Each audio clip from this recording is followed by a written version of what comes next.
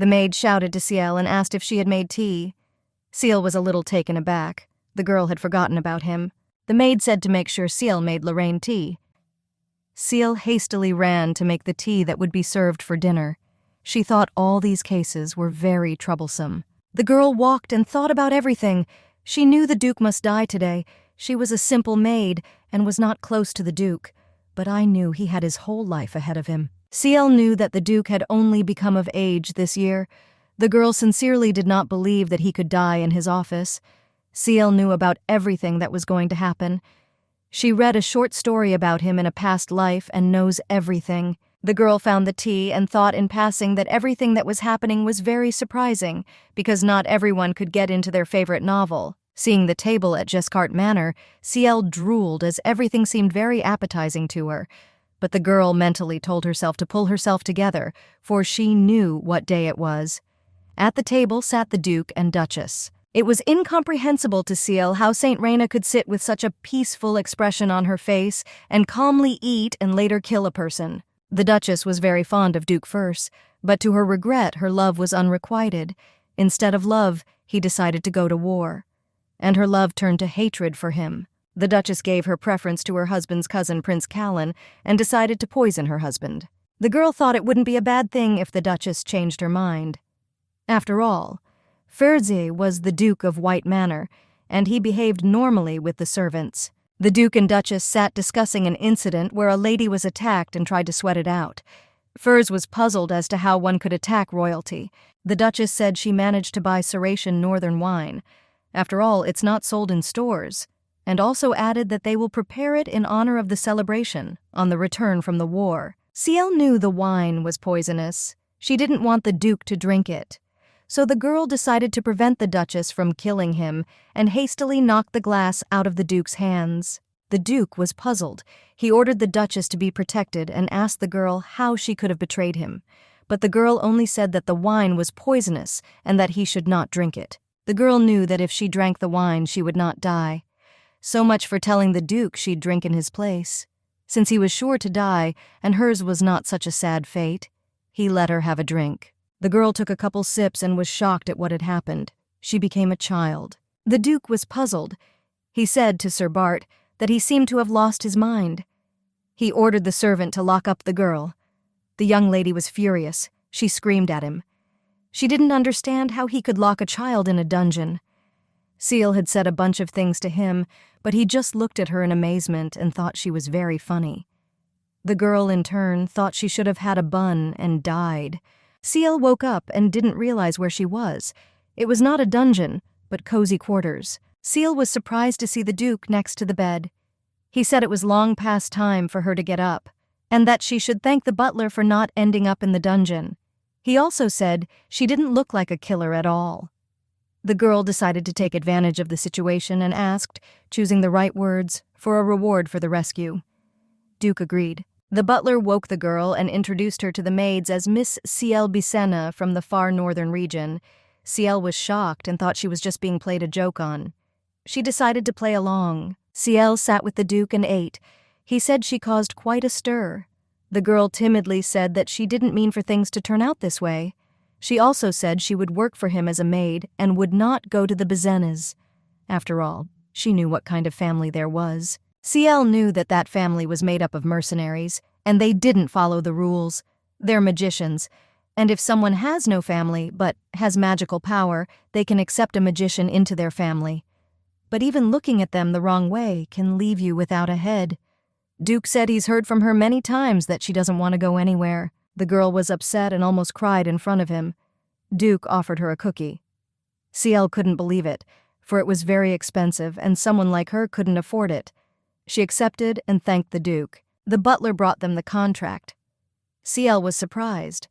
The Duke said the bottle contained more than just poison, and a very powerful poison that could kill up to 10 people at a time. The girl didn't understand why she was still alive. The Duke said he would help her get rid of the curse as a reward for saving him and would also give her gold. A knight came to the Duke. He was surprised by the Duke's request. The young man didn't understand why he needed to heal the servant girl, but this was no ordinary knight, but the eldest son of the Bicena family. Ciel was surprised by the knight's arrival, for there was a very strong feud between the families, which smoothly turned into war after the kidnapping of Saint. The Duke rescued her from captivity, and all ended happily. The girl said a polite hello, but the knight said he didn't need the greetings of those below him in status. Their eyes met, and the knight said that she was indeed a fearless maid since she looked him in the eye. Other than his siblings, no one else did that. He asked the girl if she was an assassin or a double agent, but she only said she was a simple maid. The knight was frantically surprised by her answer. The young man pondered aloud that she was too unassuming for the role of his sister, and not even fit to be a maid. The girl was furious. Duke told the girl it was time for her to go to bed. Ciel was a little puzzled, as first they gave her a contract and then abruptly sent her to bed. The girl fell asleep, but she heard a noise. She saw the men sitting down, who pondered the deal and its terms. Ciel overheard them talking about their engagement. She couldn't understand what was going on. I'd like to hear what they're about. But in a rush of emotion, I couldn't stand it, and jumped up like a scalded woman. The young men only looked at her in surprise. Since the girl had saved the Duke, he had to lift the curse from her. It could only be filmed in the Bisen family. For cover, the family adopts her. In return, they wanted to get mines that produced magic stones to help them fight monsters. Ciel was drinking tea and listening, information about her engagement. After the assassination attempt, the Duke broke his engagement with his chosen one, but he needed a new wife.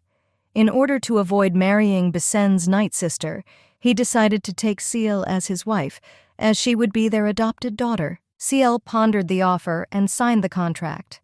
After all, she thought it was no big deal.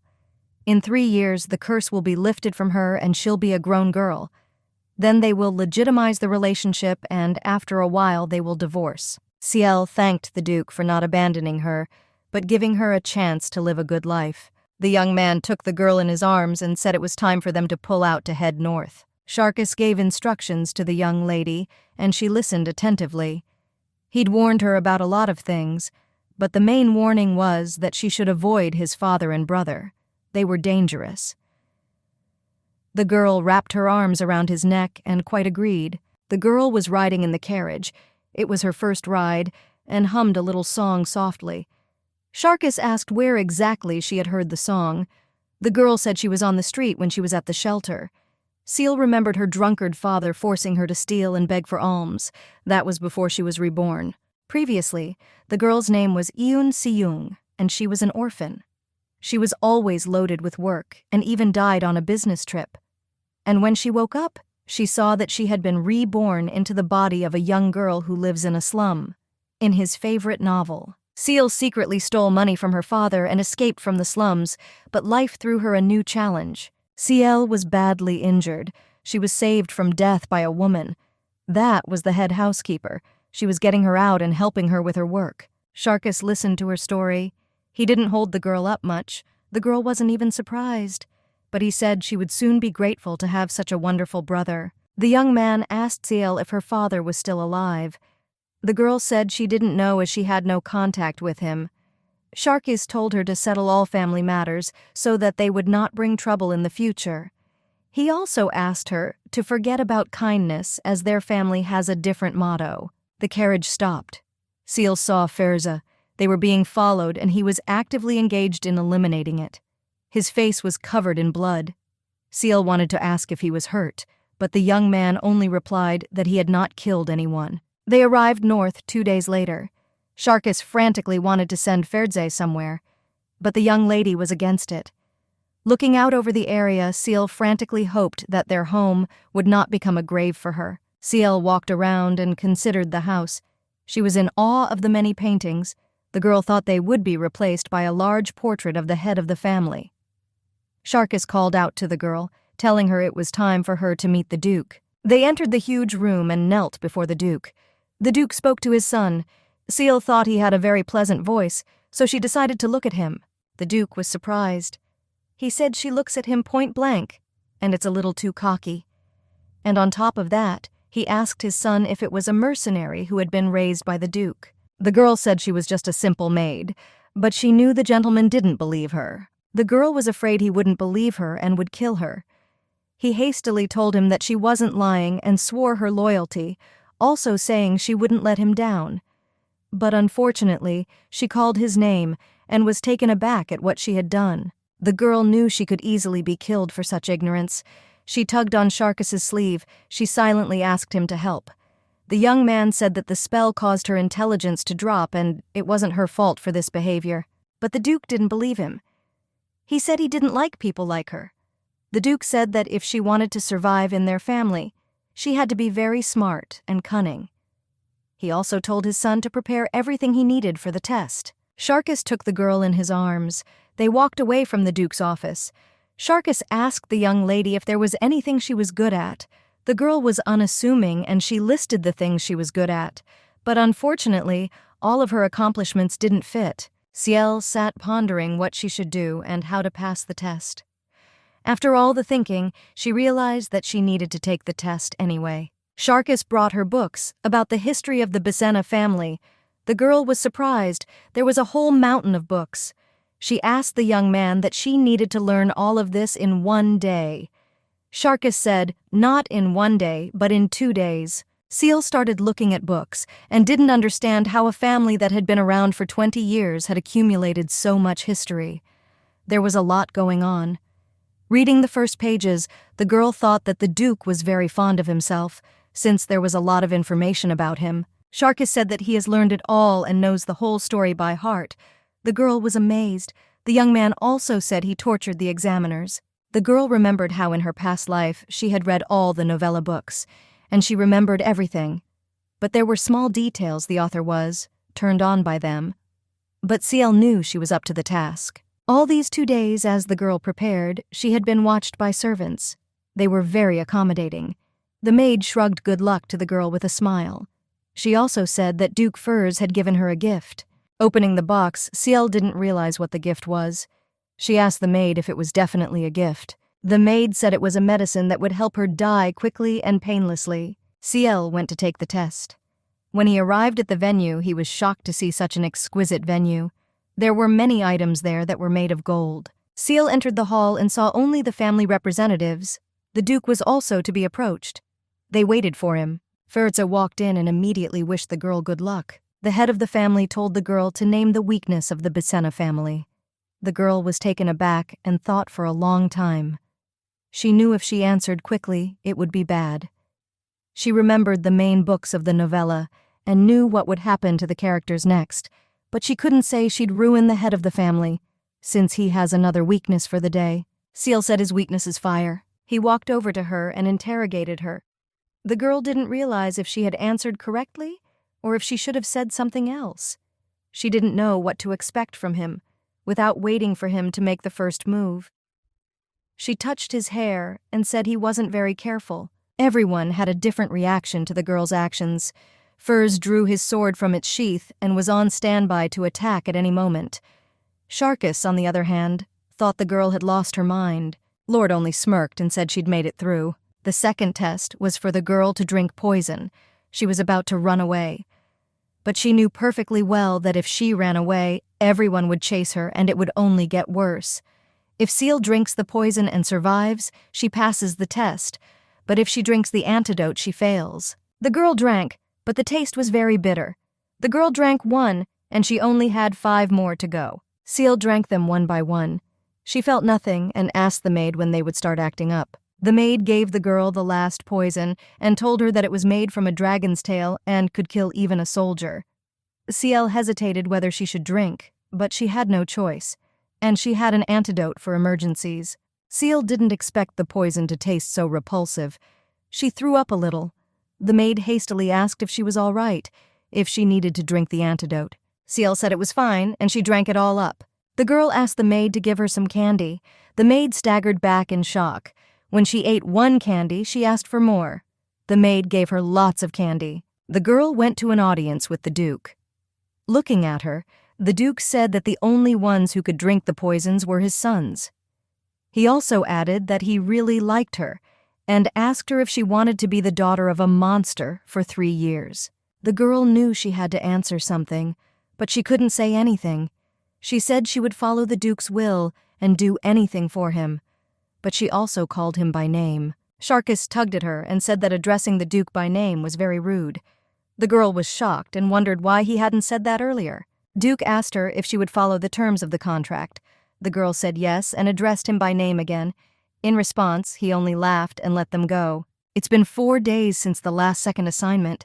Ciel knew she was already in the family as it was, and I didn't understand why the third assignment. The girl wanted to find Ferza and tell him of her progress, but she couldn't find him no matter how hard she tried. The girl went to the room to turn in her third assignment and was taken aback. She saw a huge cage. She looked into it and didn't realize if anyone was there or not. It was very dark, but I felt like there was bound to be someone there. While the girl was looking into the cage, an unknown hooded man approached her from behind. The girl was frightened for a moment. She thought it was a planted assassin. Taking off her hood, the girl saw Ferza. With joy, she shouted his name. At her shout, the guards came running. They asked if everything was okay. The girl said she just had a sore foot. They left, leaving him alone. Ferza came out of hiding and they had a nice conversation. He was worried about her, and told her not to forget that she still belonged to his family and about the feud between the families. He also said he wanted to steal her away. She was in shock. Ciel said the best cure for worry is candy. Ferz said he doesn't like sweets. The girl said she saw him eating them in the morning.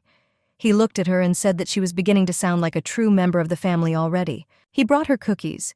The girl was overjoyed. She shared a second cookie with him. He was surprised, but accepted the cookies. The girl asked where he was during the second test. He said he watched her and wondered if she was going to die or not. He heard some movement, wished the girl good luck, and left in a hurry. The judges came in. As soon as they sat down, a big wolf appeared behind the girl's back. She was scared. The girl only managed to shout out to them and ask that they wanted to kill her. But they answered her nothing. Ciel said a little prayer and rushed into battle. With knife in hand, the girl attacked the wolf, but he easily knocked the weapon from her hand. The girl got on her knees and tearfully asked her father to save her.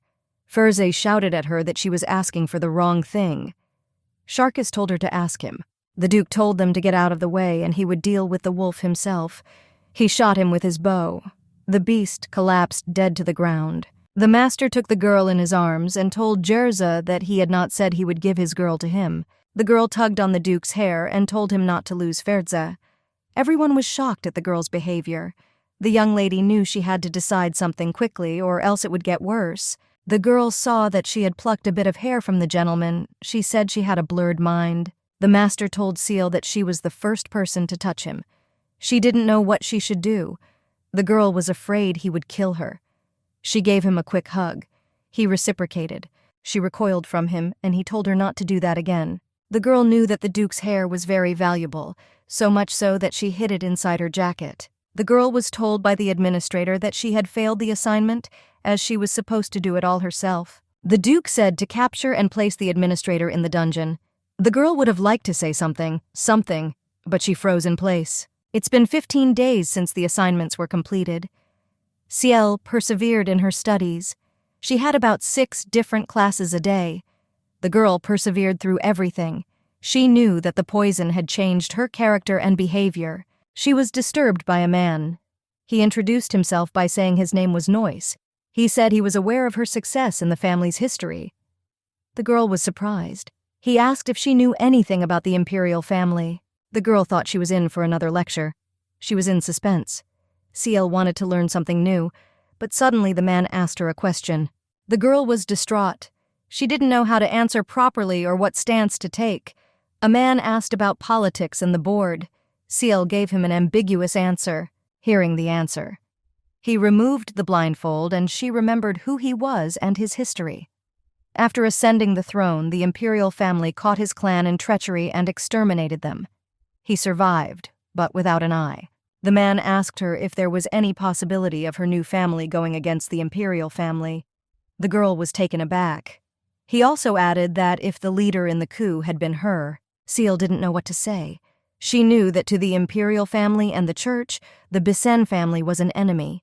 She knew how much Duke Bissen had had to endure from their alliance against him. Ciel said she would break the alliance between the imperial family and the church. She would have done anything to protect the lives of her own family members already. Ciel and her new family sat drinking tea, the girl nibbling on cookies. She had a cookie that she promised to give to whoever saved her from the spirit. She went and gave it to her father. He reluctantly took it and listened to it. Shirkus asked why he was the only one she didn't give cookies to. She had another one, but she ate it quickly. Ciel realized he'd seen them before the mission when she'd given Furza the cookies. Furza said it would have been easier for her to buy cookies with the money he allotted her. Shirkus was angry. The Duke took the girl and decided to leave them. Shirkus only had time to ask where they were going, but he didn't answer. Ciel asked where they were going. The Duke softly said to the capital. The girl thought they were headed there for cookies, but he said they would buy them next time. He asked her if she was from the street. Ciel confirmed. Then she thought they were coming to kill her father. But the Duke said that from now on she has only one father, and that's him. He showed her the dragon. Ciel was shocked. He said they would fly to the capital on a dragon. She didn't want to. She was too afraid. Still, they got on and flew. Ciel said they could fly, not so fast, but the Duke said they had to hurry or the capital would close soon. They arrived at the capital chancery. There was a hiccup in the checkout process as most of the staff had been kidnapped, but the young boy did his best to get the paperwork done quickly. They're going to wait a little while. As they exited the building, they held up documents. Going to the dragon, they walked through the streets and saw different stores. Ciel saw her favorite cookie in the store and wanted to buy it. The Duke smiled and said she had a weakness for food. They had already returned to the estate. They were met and boxes of cookies were picked up. Ciel walked to her room and dreamed of eating cookies on her bed. Just like that, her dreams faded away. She saw Furza. Furza said he knew the girl was in the capital, but he didn't understand why she was being taken.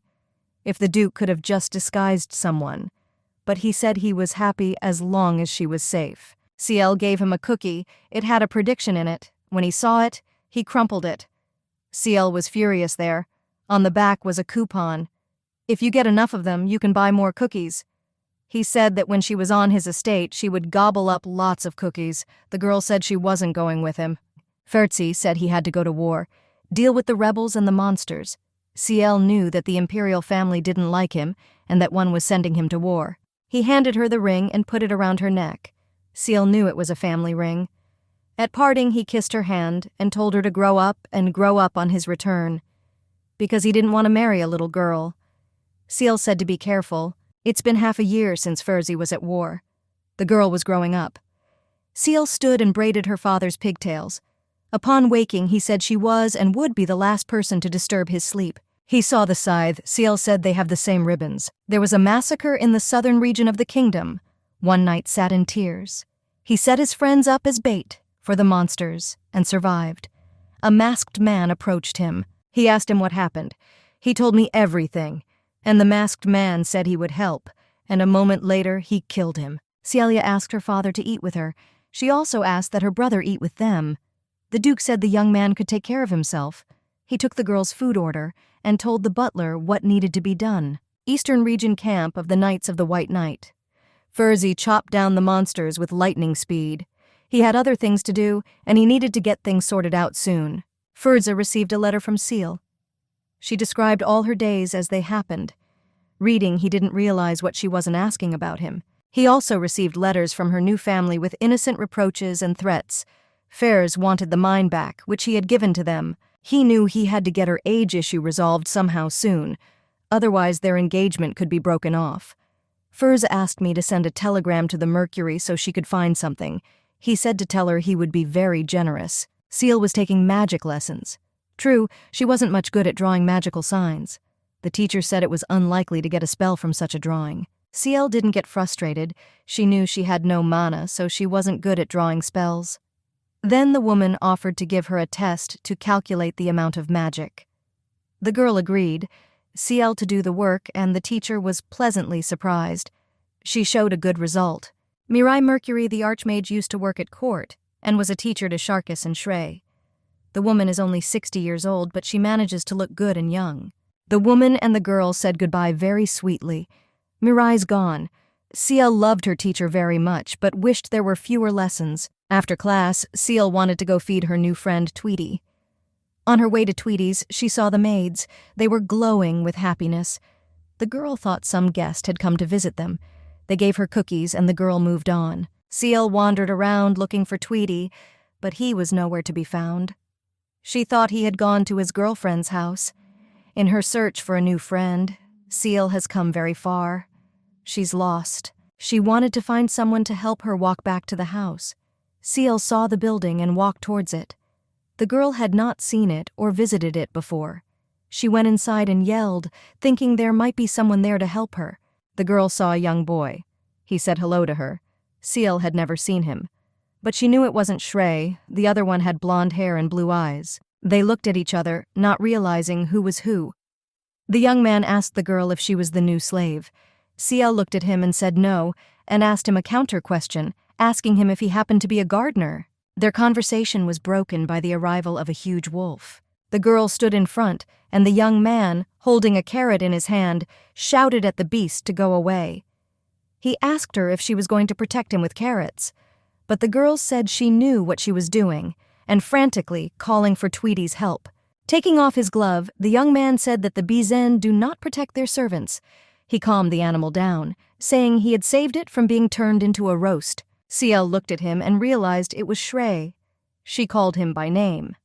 He said he was not authorized to say his name, and also said she was a fake with no Bizen family blood flowing in her. The young man, who was proud of his heritage, did not accept the girl. He was an adopted son. He was forgiven by his biological parents for his monstrous mana. His voice was a vista of mana. The young man was called a monster as he could not control his voice with, and he brought death and destruction. Duke Justia rescued the boy when he became a battle slave. To the boy, the Duke was everything. The girl was upset about her stepbrother's behavior. A wolf approached her, but the girl told him to leave because she wanted to be alone. Tweet came to them. Seal looked at him and said the man didn't come on purpose. The wolf and dragon stayed with her to hold her. Shrey went to his father. The Duke said that the young man had caused him some trouble because he had killed a knight, and the knight was from a powerful family, and now they were being pressured by the church. Shrey was surprised and asked when it was the Duke who started caring about their opinion. He said he took everyone out, as he taught him. The young man asked his father if he was being rejected by his father because of his adopted daughter. But the Duke said the child would help build the family's strength, and she's not an ordinary person. He also told the young man to teach her. Seal looked everywhere for her toy, but I couldn't find it. She thought back to where she might have left him. Ciel realized where she had left the rabbit, but didn't want to go there as she knew she might run into her half-brother. The girl entered the room and saw Shreya. She was furiously surprised. The girl said hello to him, but he ignored her. Then she said she had lost her toy, and as soon as she found it, she would come right back. He didn't answer anything. Ciel smelled the odor of food. Unable to bear it, she sat down to eat. When she was full, she tried to talk to her brother again, but he ignored her vehemently. Ciel was upset, as this was her second favorite character from the novella. Ciel and the young lady sat drinking tea. The woman asked Ciel why her eyes were downcast at their last meeting, also said that if it's because of Shrey, she'll deal with him quickly. But Ciel said everything was fine, and there was no need to deal with anyone. The girl knew that all her teachers were mercenaries or wanted, and it was best not to mess with them. Shrey came to them. He wanted to talk to Ciel, but the girl didn't want to. The woman said the room was under an anti-intrusion spell. Shrey said it doesn't work when he sees that everyone is safe. Magic was used on Shreya. Ciel was shocked. Shrey said it was very dark magic and one would be executed for using it. The woman said it was too harsh. Shrey hangs his head down. Ciel moved closer to him. One spike flew into her brother's chest. The girl ran to him asking if he was okay. He said she was street and had been trying to kill him for a long time. The girl knew it was her magical power and she could solve everything. She moved closer to him. Suddenly a vine flew at her. She was frightened and squirmed. Liana did not touch her and steps appeared in front of her. She walked up the steps to her brother. Ciel really wanted to help him and get rid of the wound Liana had inflicted on him. The girl felt sick and lost consciousness. Ciel began to fall from the steps. Her brother caught her. She wished she had something to say to him, but it was hard for her. She only managed to ask why he hated her and fell into a dream. He carried her into the room. The girl is awake. Next to her was her friend who was praying for her awakening. He was frantically glad when she awakened. She recounted what happened after her fall. The girl was surprised, for she had not expected such a thing from a young boy. Suddenly, Shrey came to them. The girl pretended to sleep. Shrey told her friend that he wouldn't boo her. She left them and walked away. Shrey took a seat on the girl's bed, and he started talking to her. After the fall, the girl asked him a question. He came to give the answer to her. He said he didn't like her because she looked so much like him. Ciel listened and thought there was nothing wrong with that. He sat with his head down and told her that she would be abandoned just as she had once abandoned him. The girl heard a knock on the door and thought it was him leaving. She jumped up from the bed and saw her brother beside her. The maid came and brought food. They were sitting on the bed. Shrey said he heard that the girl ran away from home when she was little. Ciel said she wasn't dumped, but rather she was the first to dump them. Shrey was surprised, and after thinking about it, he said it was ridiculous. The maid gave them dessert. Ciel would have liked to nibble as she was suddenly reminded of the original book. Shrey dies second at the hands of the protagonist. At the end, the whole trio dies, and the protagonist and heroine live happily ever after. Ciel wondered how she could save them. Ciel never got around to dessert and said she wasn't hungry. Her friends were beyond alarmed at her well-being. It's been a year since she hung her brother upside down. No one understood how she got her powers, not even the Duke himself. Now the girl began to call the Duke Daddy. She came to his garden. They sat and drank tea. The girl liked life with him. He taught her everything, gave her gifts, and brought her tasty treats. When the Duke had free time, they spent it together, sitting at a table, sipping tea and looking out over the lake. Everyone was nice to her and she was very happy. Except for one person, of course. Shrey was her flight instructor and teacher. He was very strict with her. The girl received a letter from Freeze. It was very short. In all their communication, he wrote only 7 letters in a year and a half, and they were all short. In fact, he only wrote that he was alive. The maid brought her books. It was a gift from Fertza.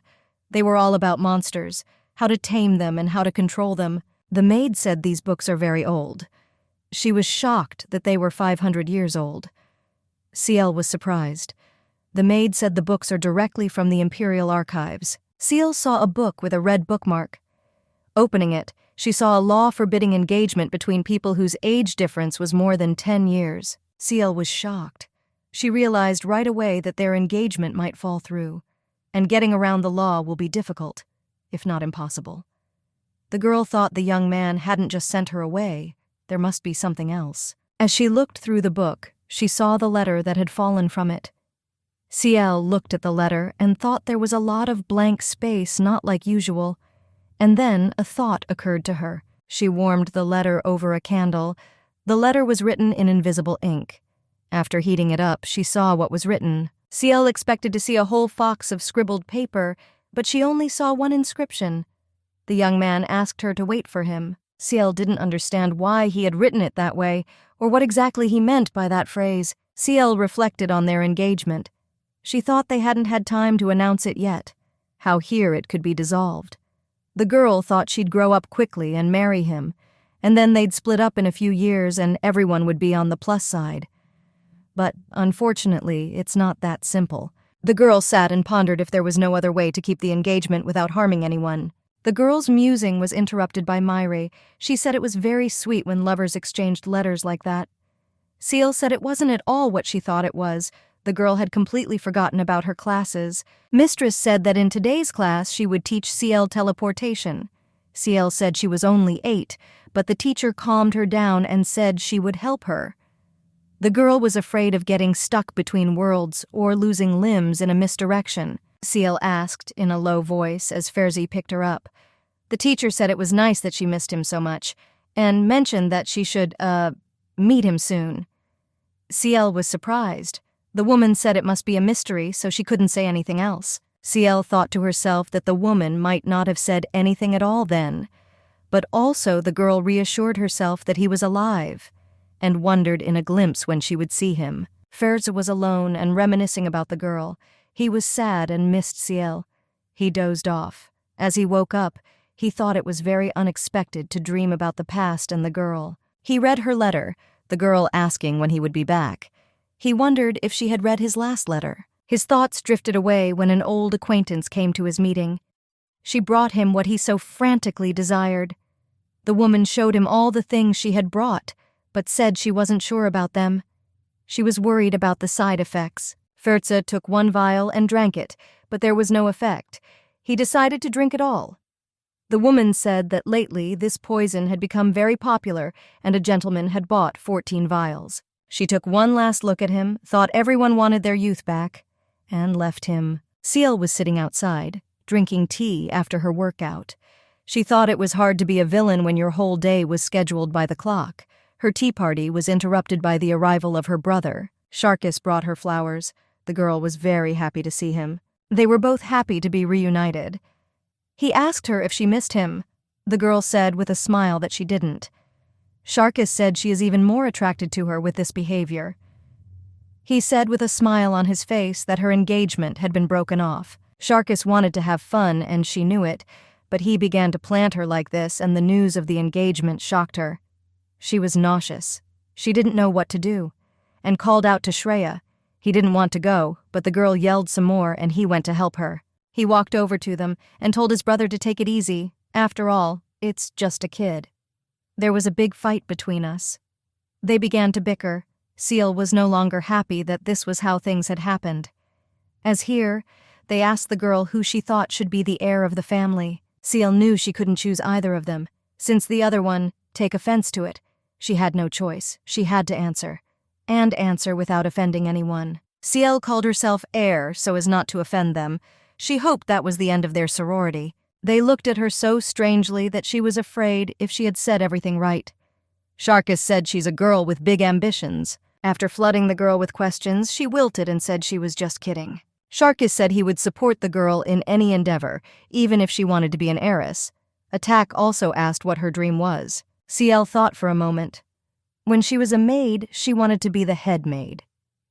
Ciel thought to say, referring to her contract, and said she wanted to become a Grand Duchess. Her brother asked her why she wanted to marry a dead man. Ciel knew that Ferze was alive, but he told her it wouldn't last long. She thought her answer was not very sensible.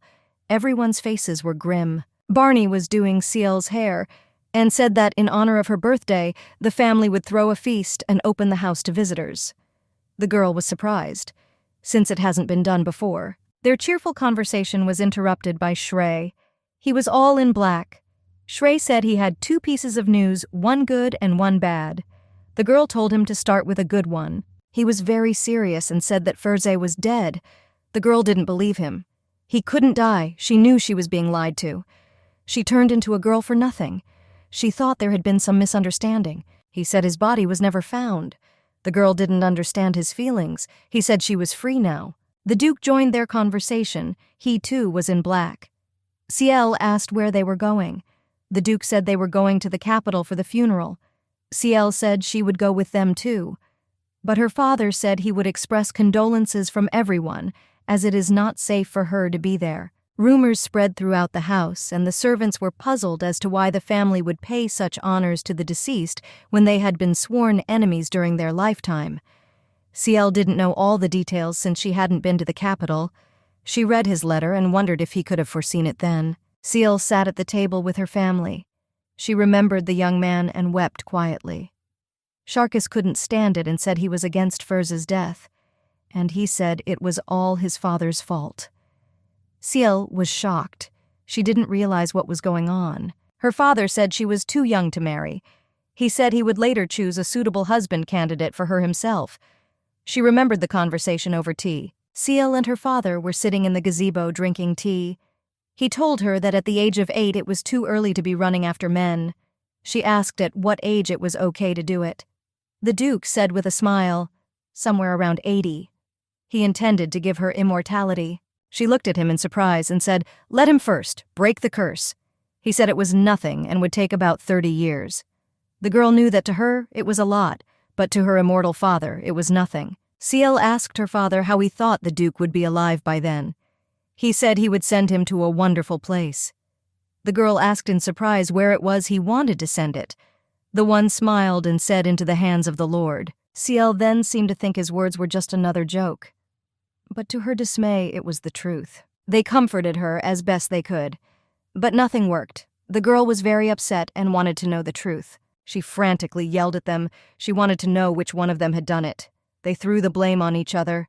The girl was furious at what she heard. Their sorrow was interrupted by some noise. Stepping out onto the balcony, Duke and Seal saw the explosion and fire. Their estate was on fire. The Duke told his sons to scout the situation. A servant ran to the Duke. He shouted that they were being attacked by the Twilight Knights. They came to avenge their commander. He told the servant to watch his daughter. The Duke told Seal to keep the door open and wait for him. Barney sat with Ciel. The girl said the men were long gone. She was worried about them. Barney said she'd go take a look, and she told the girl to sit quietly in her room. She sat and waited as it suddenly became very quiet. Stepping out into the hallway, the girl saw all the guards on the floor. They were unconscious.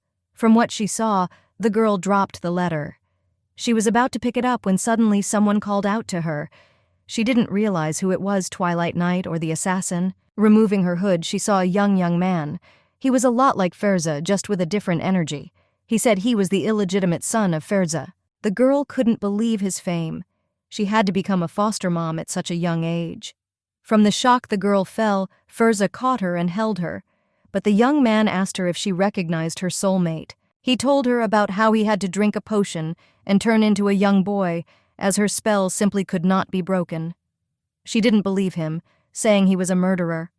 He gave her a cookie and told her he had kept his promise. Seal realized it was really him, but the girls didn't understand why he had to do it. She asked him directly why he did that. He said she had asked him to do it herself.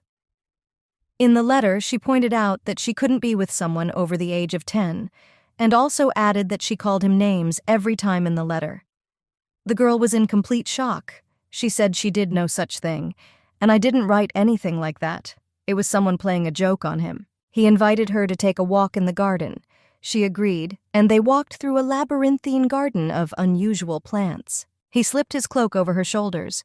Ciel didn't really want to take it, but he insisted, saying that there were many poisonous plants in the garden that could ruin a life. They were walking through the garden. Ferza asked Ciel if her family treated her well. The girl said her father and brothers didn't hurt her. He was surprised and asked how long she had been calling them that. He was sure she had been brainwashed. Ciel said she accepted them in her heart a long time ago and started calling them that.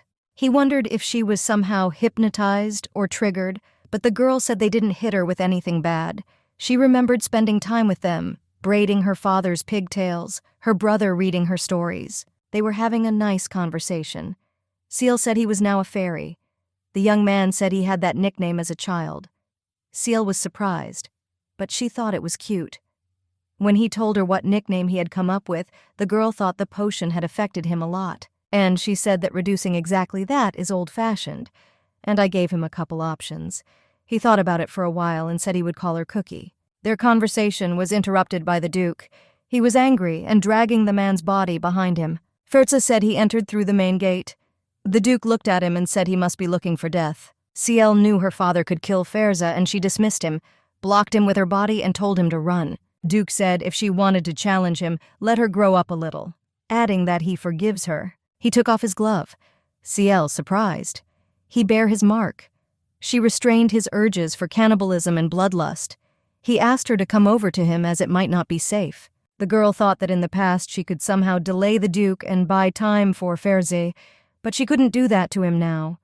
So wished good luck to Ferza. The Duke looked at his daughter surprised. She was taken aback and wished her father good luck. Ferz was just as surprised. He thought it was him. Mentally, the girl changed in front of him. The Duke said he thought at first it was Ferza's son in front of him. Ferza said he has taken a vow and is only loyal to his bride. The Duke looked at him with contempt and said he would die that way. He did not break it. Sharkus had already dealt with everyone when suddenly a man attacked him from behind. But Shrey saw the whole picture in time and managed to kill him before he could do anything to his brother. As they walked down the road, they discussed what was happening.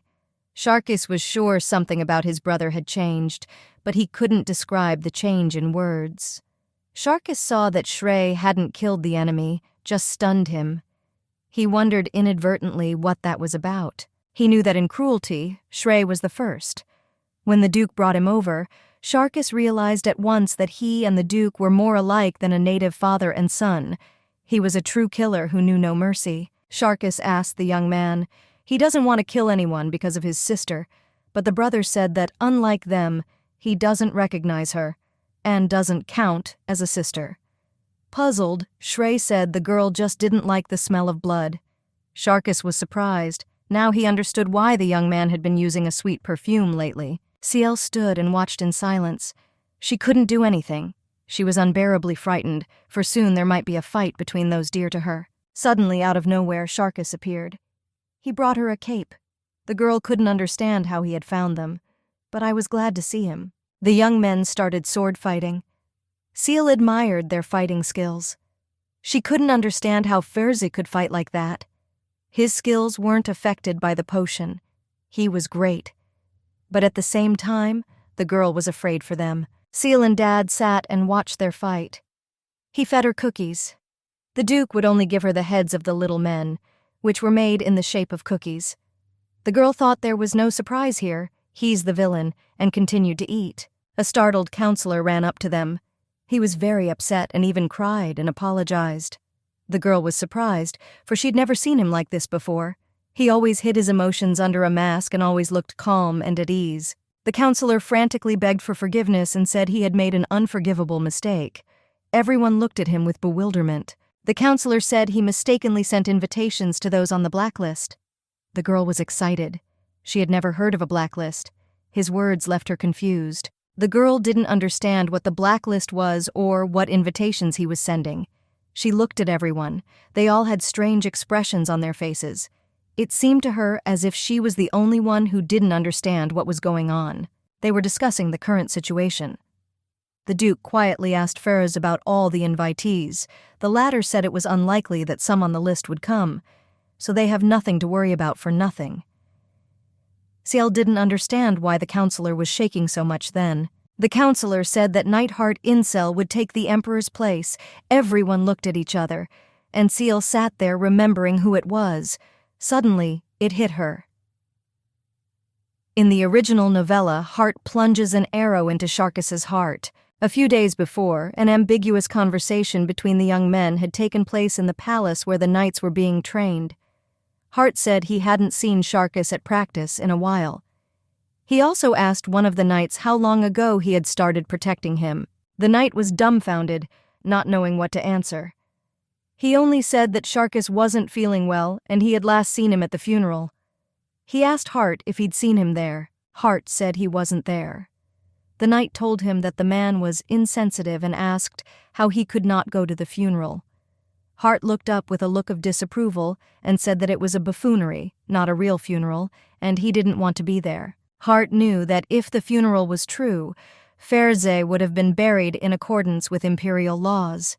He was sure that all the money from the funeral had gone to the Byzantiums and not to the imperial family, and all the people at the event were merely servants of the Bizen. The knight was furious at what he heard, but Hart told him to forget and let it go. He was doubly upset. He owed Bissen a lot of money. When Sharkus invited him to his gambling house, he himself did not play, but only read and drank tea, and all his friends lost, and he took their money. Hart recalled seeing the letters from Ferze at the Emperor's house. They had everything in them. He wrote before the funeral and afterward. Ferze told him everything in his letters. Toth only laughed at their machinations and said it was a pity he wasn't dead after all. Hart saw the invitation. He was surprised to see that it was from the Bissens. He thought it was likely their counselor had made a mistake. It had happened a lot lately. The once prominent man had become very absent-minded. Hart saw that he had been invited to a banquet in honor of Ciel Bissen. He didn't know who it was, and thought it was an illegitimate child that was being hidden.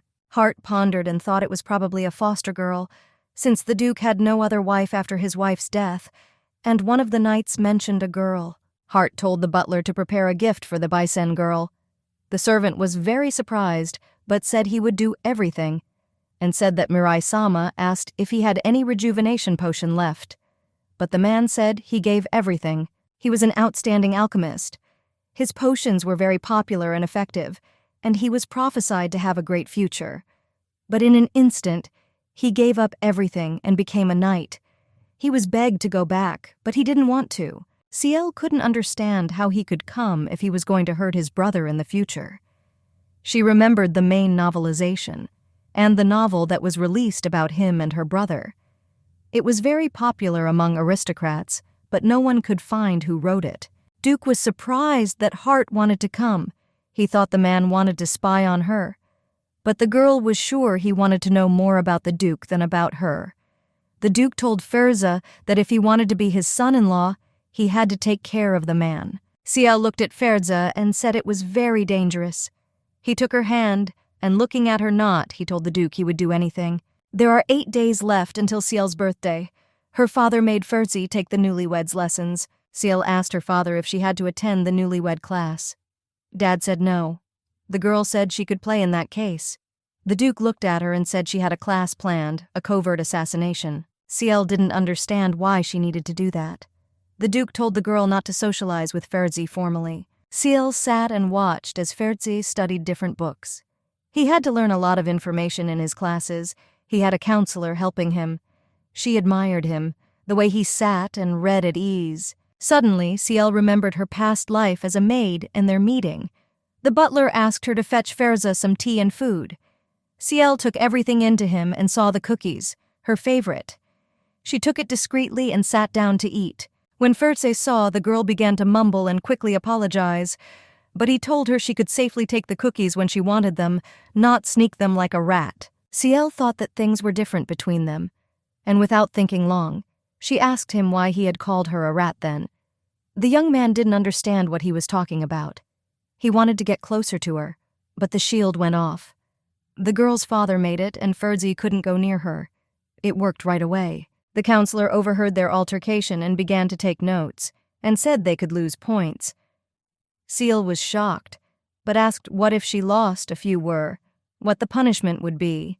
Toth said she couldn't, eating cookies like always. Sharkus faced the woman. She brought him a rejuvenation potion. He looked at it, saying it looked different in the catalog. The lady said they changed the design. He started drinking. The lady yelled that he drank too much. But he took no heed of her words. She asked if their contract was still in effect. Sharkus said she would get the painting. The woman would like his painting, and said he and his father look very much alike. Sharkus said she had to go now, and she hurried away. He looked in the mirror, searching for a resemblance. He didn't want to be like him at all, because he killed his mother. And to him, he will forever be a monster and a murderer. Years ago, they had a happy family. But after Sharkis was born, his mother became ill, and after a while, she went blind. When Sharkus came to her room, he heard her request. The woman asked to never leave her father. She wanted the boy to always be with him. Thoth promised that he would honor her request and said that he prayed that she would get well soon. He prayed for her constantly, and he prayed that day too. After praying, he decided to go to his mom's house. He saw his father with a bloody sword coming out of his mother's room. He asked his father where his mom was and what was wrong with her. The Duke looked at him coldly and told him not to call him father anymore. Sharkus came to the Duke. He asked him for one of the Duke's portraits. The one said that in the basement there were a few and he could have them. Sharkus said he looked there and didn't find one that fit. The Duke looked at him in surprise and asked him what kind of portrait he wanted. Sharkus got a little miffed and said he wanted a portrait of the Duke sleeping in the arms of a teddy bear, or drinking tea and cookies and having a ribbon in his hair. The Duke was a little puzzled and asked why he needed such artistry. Sharkus said it was necessary for Ciel's studies. Myri really wants a portrait like this. The Duke said he'd given her 3 portraits as it was. He thought it might be possible to find a new teacher for the girl, but they talked, and he realized it wasn't a good idea, since the girl has so much power that not every mage can hold her back, and there are few such great magicians. Ciel sat and waited for Sharkus. The maid came. Ciel asked where Sharkus was and why he was late. She was told there would be archery today, and she couldn't be late. The maid said she heard that Sharkus returned at midnight and went to see the Duke. Ciel thought something must have happened since he went to see him. Ciel went to see Ferza. A maid came to them and brought them a cake. Ciel gobbled. Suddenly she remembered that she had been rude to her father and needed to apologize to him. The girl went to him. The girl went back and told Ferza not to hurt Leo and to be nicer to everyone. He agreed with her. Suddenly, she remembered that she had not greeted Marian's maid. Ferza asked her if she wanted to meet her. The girl said she had to ask her daddy for a favor first. After talking, they decided they would go to the meeting together, but Seal said she'd ask her dad. The girl went to her father. He was waiting for her and had a surprise for her.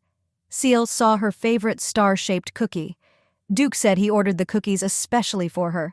The girl was thrilled. She really enjoyed the cookies. Ciel asked how the genius Archmage was doing with the antidote. He was surprised when she called him that. He said that growing up prematurely can lead to undesirable consequences. He said he didn't want his daughter to suffer. She said she's fine and that she used to have a hard time. He began to wonder who might have hurt her before. Just as suddenly, Ciel yelled out that it wasn't Ferza. The Duke was surprised and questioned the girl raising her voice at him. The girls didn't know what was going to happen to her next. He said he was happy about it because his sons did not raise their voices at him. Duke said she would meet with Jibril. The girl was shocked, for it was the Emperor. Winnie came to Ciel and told her that Ferz had passed his first exam and that she had gotten a pay cut, and her ears testified to that. The girl said that when she made a lot of money, she would raise the maid's wages. Winnie told Ciel to ignore Leo, and if he gets in her way, she'll deal with him.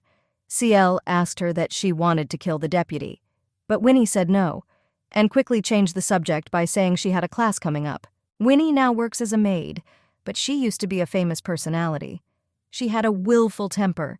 She ran in, became a pirate, and rescued people who were enslaved. She ran away from her parents and fiancé. She was later found by her fiancé and taken prisoner. He tormented her, to the point where she lost her memory. After that, she was rescued by the Duke and began working for him. Ciel went to class. Sharkus handed her a bow. He showed her the first stuffed animal and said her victim was Garth Ansel. Ciel was puzzled. This was his commanding officer. He asked her if she had read the book that was written about them. Ciel said it's not the kind of reading that's for a young girl. She shot him. Sharkus was very happy and said that she was good because she was able to kill him 3 times. He showed her the second stuffed animal, and it was an exact replica of Ferzi. She shot him right through the heart. Sharkus praised her and said that on the battlefield she should think of herself first. Cien remembered how her brother had died. There was a war going on, and her family was losing. And suddenly, Garth shot Sharkus's brother. Sharkus saw the arrow and protected his brother.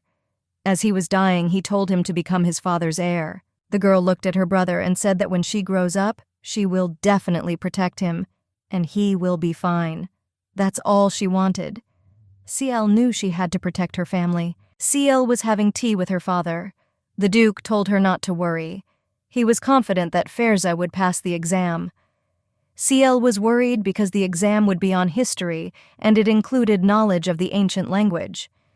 My father spoke it fluently. Ciel noticed that her father had been wearing lighter-colored clothes lately. Thinking about it, she said he wasn't a villain at all. Duke said he doesn't know what her criteria is there, but he's a real badass, and asked her if he wanted to come over to the light side. The girl said she had no choice. The Duke said that her words really upset him, and she still has a long way to go, and he'd heard she wanted to be the head of the family. The girl said he was the head of the family now, and they can't hold that position together. The Duke asked Ciel if she had heard of the Decaron royal family. They had to kill the king to keep the throne for 500 years. The Duke said he would look forward to it. Ciel looked at him and said it wouldn't be easy, but she would do it. Duke asked why she didn't call him by his first name. Ciel said that Sharkus said it was rude to do so. The Duke said his word is more important. The girl agreed. It was Ciel's birthday. She looked just perfect. Her brother came to see Ciel off. She was very pleased. He said that if Sharkus had come, she would have been happier. Ciel said she was very happy to see him. He blushed a little. Shrey asked her if her friends were coming. She said there weren't many. And sometimes it happens that you don't even have anyone to talk to. Shrey asked, "What about Ferzi?" She replied that he was not a friend but a future husband. Shrey said the girl can't seem to settle down. Shrey said that a priest should come to see them, but it's not certain. The girl remembered in real history him. He served in the church but kept neutral. He had magic. Ciel asked what his name was. The priest's name was Louis Serato, and he's 3 years older than Ciel. There was bustle all around. Her brother told Ciel if she was worried, have her hold on to his clothes. She was surprised and asked why not by the hand. He said, "You can't do that." Ciel sat in the circle of her family. Bro said that Ferza was not invited to the party. The girl was offended, and she couldn't understand how he couldn't get an invitation. Shrey's half-brother told her to remember that they were villains and should behave accordingly. She pretended to be angry. Sharkus asked her what she was like. The girl said her little brother told her. Sharkus said they had a lot of guests coming over, so she must be smiling. Shrey and Sharkus began to argue again about how she should proceed. Ciel said that when she interacts with Sharkus, she'll smile, but when she interacts with Shreya, she'll be angry. The Duke stood up and greeted the guests. He also thanked them for coming and making them happy by coming, and told them to have fun. Ciel was given gifts. The girl was a little shocked by them. They were a little weird. Ciel asked why she wanted the mace. She was asked what she didn't like about the gifts. She faltered and answered nothing. Seeing her face, Sharkus said they would accept the rest of the gifts a little later. Just as suddenly, Garth Ansel approached them. He brought her cookies in a beautiful box. The girl knew that her father had forbidden anyone to give her cookies. She looked at him with admiration. The Duke told Sharkus to pass on his gift. Sharkus approached and would have liked to take the gift, but the man prevented him, saying that the gift was quite safe and the young lady could take it. Sharkus said that all gifts go through the Duke and he should give it to him. The man gave him the gift. Everyone enjoyed their scuffle. The ladies said they were just like characters from a novel. Ciel said to give her the cookies, but my brother said he needed to be checked out. He said the girl could eat the cookies he gave her. Ciel said he gives her the same cookies every day and she wants something new. The man said he had prepared another gift for the birthday girl. He started pestering him. The brothers thought he was plotting assassination attempts on her, and were on guard. Shrey had a knife to his throat. But the man pulled out a box of cookies. Ciel was shocked. Cookies were limited in production, being made once every 10 years. Duke asked how the man knew his daughter liked cookies. He said all kids that age like cookies. Ciel dropped the box of cookies. The young man picked it up. He said she could stop by to visit him whenever she wanted, and he would treat her to ice cream. It wasn't as popular as cookies, but it was delicious. The Duke said the girl doesn't need to go anywhere. All she has to do is wish, and everything will be delivered. Ciel was surprised and very pleased. Ferza sat and translated books from an ancient language. Just as suddenly, Ciel flew to him on a dragon. He told the young lady that it was very dangerous to fly like that and at that altitude. Ciel got off the dragon and walked into his room. He stepped close to her. The girl said they can't get more than 5 meters away. Ferza said he passed the test, and Duke reduced the distance to 1 meter. Ciel brought him cookies. She said they have a different flavor. She tossed him the box he caught. Ciel said who gave it to her. Ferza wondered how she knew Sir Ansel. She said she didn't even know him. He just came and gave her a gift, and they met during the celebration. She asked Ferza if he wanted to go for a walk. He agreed, as he was tired of sitting in his room and doing the task. Ciel motioned for him to get on the doggy and follow her and the dragon. Ferza saw the doggy and said it wasn't a doggy, it was a monster. Ferza asked how she was able to sneak up on him so discreetly. Ciel said she knows all the loopholes in a year of living with her family. The young lady suggested they stop near the lake. Ciel asked the young man when they would be married. He said he hadn't thought about it yet, and asked when she wanted it. Ciel asked if the timing depends on their contract. Ferza thought about it, and said it was too early to think about it, and it was too early for her to get married. He pulled out a small bottle and started drinking. Ciel asked what he had that. He said it was just vitamins. But she realized it was poison and began to take it from his hands. He told her to stop as the spell might work, but nothing was happening. Then she said that they were outside the castle and that spell didn't work. They walked around the area holding hands. Ferza asked her if she wanted to visit his estate. The girl said she didn't know, and it wasn't the best solution as she could be found. And she's really worried about Daddy. Ferza said if she didn't want him to go alone. Ciel said she would go with him, but would write a note to her father not to worry. They sat in the bushes and hid while her father's servants searched for them. Ferza was sure they didn't need to sit like that. but Ciel was sure otherwise. Suddenly, they saw a man. It was the man who gave her cookies for her birthday. Ciel was surprised that he was walking in such wilderness and thought that he was plotting something against her family. Sir Ansel spotted them. Ferze showed up first, followed by Ciel. He said he could not allow that they wanted to escape, and he intended to prevent them. Ferze told him to mind his own business. He asked when he was going to grow up, and Ciel asked him that too. Ferze quieted down a bit and said he just wanted to match her age. The man asked if he could walk them through. Ciel asked why he was so insistent on going with them. The one said her father kicked him out and he had nowhere to go. Ferze was pleased and said with a smile that he shouldn't have come at all. Ciel said he could go with them and asked if he knew why her father's power wasn't working. The man said he had a ring on his hand that blocked the Duke's power. The girl was in a daze. Sir said their clothes were not at all suitable for escape. He changed their outfits with one wave of his hand. He also asked Ciel not to tell anyone that he had helped them. Ciel said she wouldn't tell anyone. The young men were about to go through the main gate. Ferze put his cloak on Ciel and they walked in silence. The girl marveled that it was so easy to pass. The man said he put magic on them, and they became invisible to everyone. The Duke asked the servants if they had found his daughter.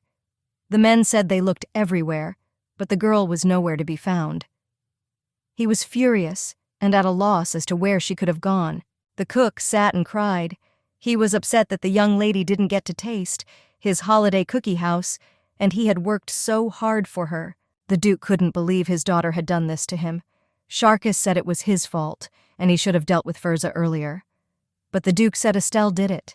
He kicked him out and he decided to get back at him. The Duke said that Shrey would deal with them, and Sharkus should keep an eye on the Emperor. The manor is due to arrive soon and he needs to find out everything about it so they don't get into trouble. The young gentleman passed through the gate calmly and quietly. No one noticed them. Ciel was surprised and said it was very simple. Estelle said he put magic on them, and that's why they weren't seen. Ciel seemed like he could have told her before, lest she doodle. They had already seen their friends. Elle said she wished the doggy had wings. With wings, they would have gotten to their destination faster. Sir Estelle cast a magic spell, and the doggy had wings. The girl was glad for the new change and thanked him. Also said he was cool. They saddled up the pets and flew. The man said they needed to land in the woods and showed the direction as they might be seen. Ciel said he was right. They arrived on the scene. There was a carriage waiting for them. Ciel was surprised as she didn't expect the carriage to arrive so quickly. Ciel said goodbye to the pets and they drove towards the castle. Ciel said she would like to meet the maid but wasn't sure if the maid would recognize her. Ferze said she knows everything and will certainly recognize her. But, unfortunately, she has been sick and is now resting and gaining strength until she is fully recovered. The young man said that she too needed to rest after her hard journey and he would escort her. The girl did not resist and went with him. Sharkus stood by the window and thought about his sister.